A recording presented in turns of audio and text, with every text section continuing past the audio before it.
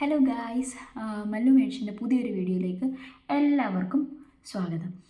അപ്പോൾ എന്താണ് ഞാൻ ഇന്ന് പറയാൻ പോകുന്ന ടോപ്പിക് എന്ന് വെച്ച് കഴിഞ്ഞാൽ, എന്നോട് ഞാൻ എൻ്റെ ഫസ്റ്റ് വീഡിയോ ഇട്ടതിന് ശേഷം ഒരുപാട് കുട്ടികൾ നഴ്സിംഗ് പഠിക്കുന്നവർ, നഴ്സിംഗ് പഠിക്കാൻ താല്പര്യമുള്ളവർ, നഴ്സിംഗ് കഴിഞ്ഞവർ, അതുപോലെ തന്നെ ജർമ്മനിയിൽ വന്ന് ഓരോ കോഴ്സ് ചെയ്യാൻ ആഗ്രഹിക്കുന്ന കുട്ടികൾ ഒക്കെ എനിക്ക് ഇതുപോലെ മെസ്സേജ് ഇട്ട് ചോദിച്ചു, ജർമ്മനിയിൽ വരാൻ ജർമ്മൻ ലാംഗ്വേജ് മസ്റ്റാണോ, ജർമ്മൻ പഠിക്കാൻ പാടാണോ എന്നൊക്കെ ചോദിച്ചിട്ട്. ഓഫ് കോഴ്സ് ജർമ്മനിയിൽ വരുമ്പോൾ ജർമ്മൻ ലാംഗ്വേജിന് നല്ല ഒരു ഇമ്പോർട്ടൻസ് ഉണ്ട്. കാരണം ഇപ്പോൾ ഞാൻ എൻ്റെ കാര്യം പറയാം. ഞാൻ B2 ലെവല് 4 മൊഡ്യൂളും നെരുങ്ങി പാസ്സായിട്ടാണ് ഇങ്ങോട്ട് വന്നത്. എന്നിട്ട് പോലും ഞാൻ ഫസ്റ്റ് ഡേ ക്ലാസ്സിലിരുന്നപ്പോൾ, ഞാൻ നഴ്സിങ്ങിൻ്റെ കാര്യമാണ് പറയുന്നത്, ഫസ്റ്റ് ഡേ ക്ലാസ്സിലിരുന്നപ്പോൾ ജഗ പോകുകയായിരുന്നു. ഞാൻ പഠിച്ച ലാംഗ്വേജ് ജർമ്മൻ തന്നെയാണോ എന്ന് വരെ ഞാൻ ചിന്തിച്ചു പോയിട്ടുണ്ട്. അത്രയ്ക്കും പാടായിരുന്നു. കാരണം ഇവിടെ സംസാരിക്കുമ്പോൾ അവർ നല്ല സ്പീഡിലേ സംസാരിക്കും. കാരണം അത് അവരുടെ നേറ്റീവ് ലാംഗ്വേജ് ആണ്, അവരുടെ ലോക്കൽസ് ആണ്, അവർക്കിപ്പം അത് സംസാരിക്കാൻ പറ്റും. നമ്മൾ മലയാളം സംസാരിക്കുമ്പോൾ അവർക്കും അങ്ങനെയാണ് ഫീൽ ചെയ്യുന്നത്.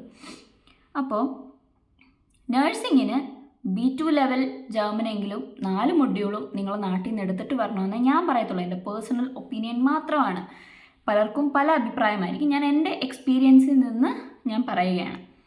അപ്പോൾ അടുത്ത കേസ്, ഇനി മാസ്റ്റേഴ്സ് എടുക്കുന്നവരോട്, മാസ്റ്റേഴ്സ് എന്തെങ്കിലും ഒരു മാസ്റ്റേഴ്സ് ഇവിടെ ചെയ്യാൻ വരുന്നവരാണെങ്കിൽ മാസ്റ്റേഴ്സ് എടുക്കാൻ IELTS മതി. കാരണം ഇംഗ്ലീഷിലാണ് നിങ്ങളെ ക്ലാസ് എടുക്കുന്നത്. അതുകൊണ്ട് നിങ്ങൾക്ക് ജർമ്മൻ ലാംഗ്വേജ് വേണമെന്ന് നിർബന്ധമില്ല. നഴ്സിംഗ് ആയിക്കോട്ടെ, ഹോട്ടൽ മാനേജ്മെൻറ്റ്, അങ്ങനത്തെ ഹൗസ് ബിൽഡിംഗ് കോഴ്സ് എല്ലാം എടുക്കുന്നത് എപ്പോഴും ഇവിടുത്തെ ലാംഗ്വേജിലായിരിക്കും. അതുകൊണ്ട് ജർമ്മൻ ലാംഗ്വേജ് മസ്റ്റാണ്. പക്ഷേ IELTS എടുത്തുകൊണ്ട് വരാൻ പറ്റുന്ന കോഴ്സാണ് മാസ്റ്റേഴ്സ്. പക്ഷേ മാസ്റ്റേഴ്സിന് നിങ്ങൾ IELTS എടുത്തുകൊണ്ട് വന്നാലും നിങ്ങൾ ജർമ്മൻ ലെവൽ ഒരു A2 ലെവലെങ്കിലും ബേസ് എങ്കിലും അറിഞ്ഞിട്ട് വരിക. ഞാൻ താമസിക്കുന്ന ഒരു റൂറൽ ഏരിയയിലാണ്. ബെർലിൻ, ഫ്രാങ്ക്ഫർട്ട് അങ്ങനത്തെ സ്ഥലങ്ങളിലൊക്കെ ഇംഗ്ലീഷ് കൂടുതൽ സംസാരിക്കുന്നവർ കാണും. ഷോപ്പിലൊക്കെ പോയാലും ഉണ്ടായിരിക്കും എന്നല്ല, ഉണ്ട്. കാരണം അവിടെ നല്ലോണം ആൾക്കാരുണ്ട്, പല സ്ഥലത്തു നിന്നുള്ള ആൾക്കാരുണ്ട്, അതുകൊണ്ട് കാണും. പക്ഷേ ഞാൻ താമസിക്കുന്നത് ഈ പറഞ്ഞ പോലെ ഒരു റൂറൽ ഏരിയയിലാണ്. അപ്പോൾ ഈ റൂറൽ ഏരിയയിൽ താമസിക്കുമ്പോൾ ഒരു കുഴപ്പം, നമ്മൾ ഇന്ത്യൻസ് ആണെങ്കിലും വിയറ്റ്നാമീസുകാരാണെങ്കിലും ഒക്കെ കുറച്ചേ ഉള്ളൂ. മെജോറിറ്റി ജർമ്മൻസ് തന്നെയാണ്.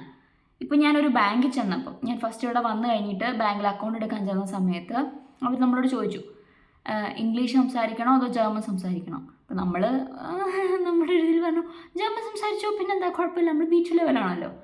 അപ്പോൾ അവർ നമ്മളോട് ഇങ്ങോട്ട് പറഞ്ഞത്, വളരെ നന്ദിയുണ്ട്, ഇംഗ്ലീഷ് എങ്ങാനും പറഞ്ഞാൽ നമ്മൾ പെട്ടുപോയേനെന്ന്. കാരണം ഇവർക്ക് ഇംഗ്ലീഷ് അത്ര നന്നായിട്ട് അറിയത്തില്ല. അറിയുന്നവരും ഉണ്ടായിരിക്കാം, പക്ഷേ മെജോറിറ്റി ആൾക്കാർക്കും ഇംഗ്ലീഷ് വലുതായിട്ട് അറിയത്തില്ല. കടയിൽ പോയാൽ ജർമ്മനെ അവർ പ്രിഫർ ചെയ്യും. നിങ്ങൾ ജർമ്മനിയിലല്ലേ നിൽക്കുന്നത്, അപ്പോൾ നിങ്ങൾക്ക് ജർമ്മൻ അറിയണ്ടേ? ഇങ്ങനെയാണ് പലരും ചോദിക്കുന്നത്. ഇൻക്ലൂഡിങ് നമ്മുടെ പേഷ്യൻസ് ആയിക്കോട്ടെ, നമ്മുടെ കൂടെ വർക്ക് ചെയ്യുന്ന കൊളീഗ്സ് ആയിക്കോട്ടെ, അവരൊക്കെ നമുക്ക് വർക്ക് ചെയ്യാൻ ചെല്ലുന്ന സ്ഥലത്തായിട്ട് പറയാൻ പറ്റത്തില്ല, എനിക്ക് ഇംഗ്ലീഷാണ് കുറച്ചുകൂടെ നല്ലോണം അറിയാൻ, നിങ്ങൾ ഇംഗ്ലീഷ് സംസാരിക്കാൻ. അവർ ചോദിക്കും, ജർമ്മനി പിന്നെ നീ എന്തിനാ വന്നേ എന്ന് ചോദിക്കും. അതുകൊണ്ട് എപ്പോഴും നിങ്ങൾക്ക് പിടിച്ചു നിൽക്കാൻ പറ്റുന്ന ഒരു ജർമ്മനെങ്കിലും നിങ്ങൾ അറിഞ്ഞിട്ട് വരിക. ഇനി അടുത്ത കാര്യം, നഴ്സിംഗ് പഠിക്കുന്നവരോട്, നിങ്ങളിവിടെ വന്നു കഴിഞ്ഞാൽ നിങ്ങൾ ആദ്യത്തെ 1 മാസം ക്ലാസ് അല്ലെങ്കിൽ 2 മാസം ക്ലാസ് അല്ലെങ്കിൽ നിങ്ങൾ പ്രാക്ടിക്കലിന് കയറുന്ന സമയത്ത് ക്ലാസ്സിൽ നമ്മൾ എത്ര ജർമ്മൻ കേട്ടോ അതിൻ്റെ എക്സ്ട്രീം വേർഷനായിരിക്കും നമ്മൾ ജോലിക്ക് ചെല്ലുമ്പം. നമ്മളോട് നമ്മുടെ പ്രാക്ടീസ് അൺലൈറ്റർ, നമുക്കൊരു അൺലൈറ്റർ കാണും എപ്പോഴും ഒരു ഫ്ലീഗേജ് ചെല്ലുമ്പം. അൺലൈറ്റർ നമ്മളോട് പറയുന്നതൊക്കെ എന്തുവാണോ എന്തോ എന്ന് പറഞ്ഞ് ഞാൻ കരഞ്ഞിട്ടുണ്ട്, അവരെന്തുവാ പറയുന്നതെന്നറിയാതെ. എന്നാൽ ഞാൻ നാട്ടിൽ വെച്ച് നല്ലോണം സ്പീക്കിങ് ചെയ്യുന്ന ഒരാളായിരുന്നു. എന്നിരുന്നാൽ പോലും ഞാൻ അന്തം വിട്ട് നിന്നിട്ടുണ്ട്. കാരണം ഞാൻ പഠിച്ച ജർമ്മൻ അതല്ലായിരുന്നു. ഞാൻ പഠിച്ച ജർമ്മനിൽ പതുക്കെ സംസാരിക്കുന്നു, അല്ലെങ്കിൽ ഞാൻ പഠിച്ച ജർമ്മനിൽ ഇങ്ങനൊന്നും ഇല്ലായിരുന്നു. ഞാൻ പറയുന്നത്, എപ്പോഴും നിങ്ങൾ ഗ്രാമർ ഫോക്കസ് ചെയ്തേ. എന്നോട് നിങ്ങൾ വന്നിട്ട് B2 ലെവൽ അതുകൊണ്ട് ഗ്രാമർ ചോദിച്ചാൽ എനിക്കൊരു മാങ്ങാണ്ടി അറിയത്തില്ല. എനിക്ക് പക്ഷേ സംസാരിക്കാൻ അറിയാം. ഒരു ജർമ്മൻകാരൻ വന്ന് സംസാരിച്ചാൽ പിടിച്ച് നിൽക്കാനും അറിയാം. അതെൻ്റെ കോൺഫിഡൻസ് ആണ്. അങ്ങനെ ഒരു സ്പീക്കിംഗ് സ്കിൽ എപ്പോഴും ഉണ്ടാക്കിയെടുക്കാൻ നോക്കുക. ഗ്രാമറൊക്കെ ഫോക്കസ് ചെയ്യുന്നതിന് പകരം സ്പോണ്ടൈനായിട്ട് നിങ്ങൾക്ക് ഒരു സെൻറ്റൻസ് മേക്ക് ചെയ്യാൻ പറ്റുന്നുണ്ടോ എന്നെപ്പോഴും ചിന്തിക്കുക.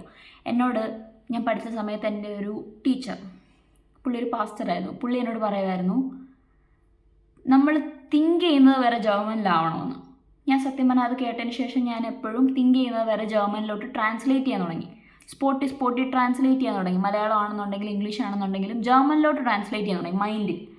അങ്ങനെ പിന്നെ തിങ്ക് ചെയ്യുന്ന വരെ ഞാൻ ജർമ്മൻ ലാംഗ്വേജ് നമ്മൾ പോലും അറിയാതെ കയറി വരാൻ തുടങ്ങി. അപ്പോൾ ഞാൻ പറയുന്നത് എന്താണെന്ന് വെച്ചാൽ, ഇത്രയും വലിച്ചു കിട്ടിയല്ല ഞാൻ പറയുന്നത്, ജർമ്മൻ ലാംഗ്വേജ് ജർമ്മനിയിൽ മസ്റ്റാണ്, ഇമ്പോർട്ടൻ്റ് ആണ്.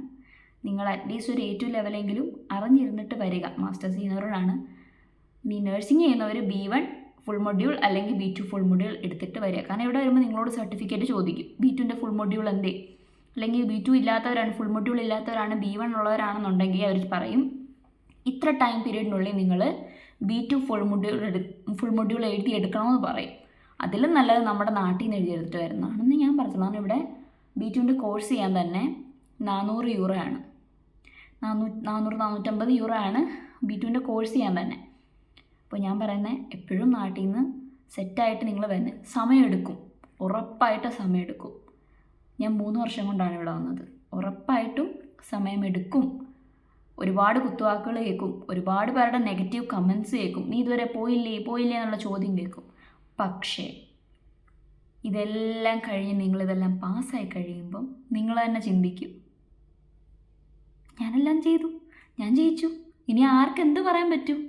ഇവിടെ വന്നു കഴിഞ്ഞാൽ ഈ പറഞ്ഞവരെല്ലാം തന്നെ നമ്മളോട് പറയും, ആ നീ ചെന്നല്ലോ ജർമ്മനിയിൽ, ഇങ്ങനെ പറയൂ.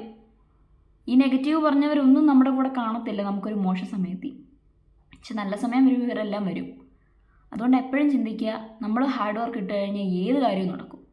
അതുകൊണ്ട് ജർമ്മൻ പഠിക്കണം എന്ന് നിങ്ങൾക്കൊരാഗ്രഹം ഉണ്ടെങ്കിൽ, നിങ്ങൾക്ക് കഷ്ടപ്പെടാനുള്ള മനസ്സുണ്ടെങ്കിൽ you can and you will. അതുകൊണ്ട് ഞാൻ പറയുന്നത് എപ്പോഴും നമ്മളെ തന്നെ പുഷ് ചെയ്യുക. ഒരാൾ നമ്മളെ എപ്പോഴും പുഷ് ചെയ്യാൻ കാണണം എന്ന് നമ്മൾ ആഗ്രഹിക്കരുത്. അങ്ങനെ ഒരാൾ നമുക്ക് ലീൻ ചെയ്യാൻ എപ്പോഴും ഒരു ഷോൾഡർ വേണം എന്ന് പറയും. പക്ഷേ നമ്മൾ തന്നെ ആവുക അത്. നമ്മളെ തന്നെ ഫോഴ്സ് ചെയ്യുക. എല്ലാം കഴിഞ്ഞ് നമ്മൾ പാസ്സായി ഇവിടെ വന്നു കഴിഞ്ഞാൽ നമുക്ക് നല്ലൊരു കാലം ഉണ്ടാവുമെന്ന് ആലോചിക്കുക. ഡീമോട്ടിവേറ്റ് ആവാൻ ഒരുപാട് വഴിയുണ്ട് ജർമ്മൻ പഠിക്കുന്ന സമയത്ത്, ജർമ്മൻ എന്നല്ല എന്ത് കാര്യത്തിനും.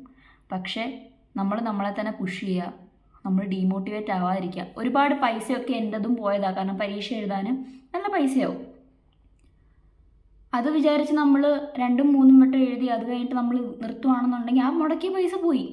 പക്ഷേ നമ്മൾ എഴുതി നമ്മൾ പാസ്സായി ഇവിടെ വരും എന്നൊരു ഉറപ്പിൽ നമ്മൾ തുടരുവാണെങ്കിൽ ഇവിടെ വന്നു കഴിഞ്ഞ് നമുക്ക് ആ പൈസ നമുക്ക് തിരിച്ച് അതിൻ്റെ ഇരട്ടി ഉണ്ടാക്കാവുന്നേ ഉള്ളൂ. അതുകൊണ്ട് നിങ്ങൾ ഗിവ് അപ്പ് ചെയ്യാതിരിക്കുക ഒരു കാര്യത്തിൽ. ഇതെന്നല്ല, ഒരു കാര്യത്തിൽ നിങ്ങൾ ഗിവ് അപ്പ് ചെയ്യാതിരിക്കുക. And German is important in Germany. ഇനി നിങ്ങൾക്ക് ജർമ്മനിയെ പറ്റിയോ, ജർമ്മനിയിലെ ഹൗസ് ബിൽഡിങ്ങിനെ പറ്റിയോ, അല്ലെങ്കിൽ ജർമ്മൻ ലാംഗ്വേജിനെ പറ്റിയോ, ഞാൻ എങ്ങനെ ഇവിടെ വന്നേന്നറിയാനോ ഒക്കെ താല്പര്യം ഉണ്ടെങ്കിലോ, എന്തെങ്കിലും ഡൗട്ട്സ് ഉണ്ടെങ്കിലോ നിങ്ങൾ ഈ വീഡിയോയുടെ അടിയിൽ കമൻറ്റ് ചെയ്യുക. അതുപോലെ തന്നെ നിങ്ങൾ ഇപ്പോഴും കണ്ടുകൊണ്ടിരിക്കുന്നത് സബ്സ്ക്രൈബ് ചെയ്യാതോ ലൈക്ക് ചെയ്തോ കമൻറ്റ് ചെയ്യാതോ ആണെങ്കിൽ അതൊക്കെ ചെയ്തേരേ. നിങ്ങളുടെ നാട്ടുകാരി പുറത്ത് പോയിട്ട് എങ്ങനെയാണ് അവരുടെ ജീവിതം എന്നൊക്കെ കാണാൻ നിങ്ങൾക്കും ആഗ്രഹം കാണത്തില്ലേ? എനിക്ക് ആഗ്രഹം ഉണ്ടായിരുന്നു. ഞാൻ നാട്ടിലായിരുന്നു അപ്പോൾ ഞാൻ ഇങ്ങനെയൊക്കെ എടുത്ത് വെച്ച് കാണുമായിരുന്നു. കാരണം അപ്പോൾ എനിക്ക് അങ്ങോട്ട് പോകാനുള്ള ത്വര കൂടുമായിരുന്നു. അതുകൊണ്ട് അപ്പം നിങ്ങൾക്കും നഷ്ടമില്ല, എനിക്കും നഷ്ടമില്ല. പോയാൽ എന്താ ഒരു ക്ലിക്ക്.